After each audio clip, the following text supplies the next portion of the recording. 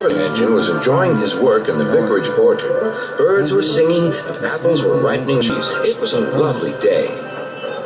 "Hello, Trevor," said James. "You look as bright and cheerful as my red paint." "Oh, I am," replied Trevor. "What's that noise?" "It's the bees," laughed Trevor. "They're all in these boxy things called beehives. I'm taking them to the station. The vicar says his bees make good honey, and he's giving some of them to his friends." Just then, Boko, the diesel engine, hummed in. "Take care, you two. Don't make the bees angry. They might sting you." James didn't like being told what to do by a diesel, and he buzzed away. "Goodbye, Trevor," called Boko, and set off to see Duck at the next station. Bill and Ben, the tank engine twins, were busy arranging cars, but they scampered off when they saw Boko. "I remember the first time I met those two," laughed Boko. "They nearly made my eyes pop out. Edward soon put a stop to their games." "Edward is the only one who can keep Bill and Ben in order," chuckled Duck. "I sometimes call them the bees." "A good name," replied Boko. "They're terrors when they start buzzing around." James bustled in. What's that, Duck? Are you afraid of bees? They're only insects after all, so don't let that buzzbox diesel tell you different. His name is Boko, and he didn't. I wouldn't care if hundreds were swarming around. I'd just blow smoke and make them buzz off. "Buzz, buzz, buzz," retorted Duck.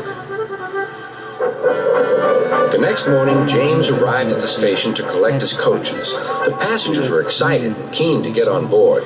The platform was crowded, and the porter was in a hurry. "Mind your backs," he shouted. Then there was trouble. The beehive fell and broke open. The station cleared like magic. James heard a familiar buzzing. The bees were too cold to be cross, so they buzzed around the fireman, hoping he'd mend their hive. But he didn't understand, nor did his driver, so the bees turned to James. His boiler was nice and warm. Buzz off! Buzz off!" hissed James. One bee burned his foot. Ooh! Ah! Ooh! The bee thought James had burned him on purpose.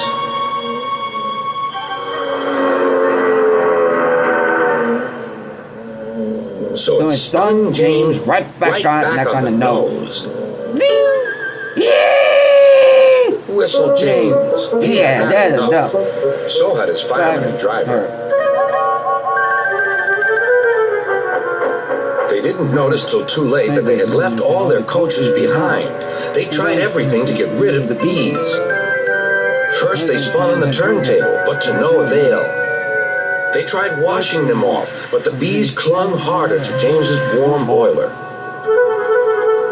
Then they tried smoking them off by going through a long tunnel, but still the bees wouldn't go away.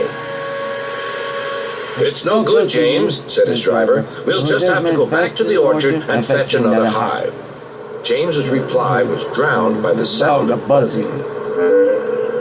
The vicar was waiting anxiously for James. When he arrived, the bees swarmed straight into their new home. "Come on, James," said his driver. "What you need now is a good hose down." Later that evening, James was resting in the shed when the vicar came to see him. "Thank you for saving my bees," he said. "It's a pity it's not Christmas. Then we could call you James the Red-Nosed Engine." Everyone laughed, even James. But instead, they decided to call James the Bee's Knees, which means they thought he was more useful than ever.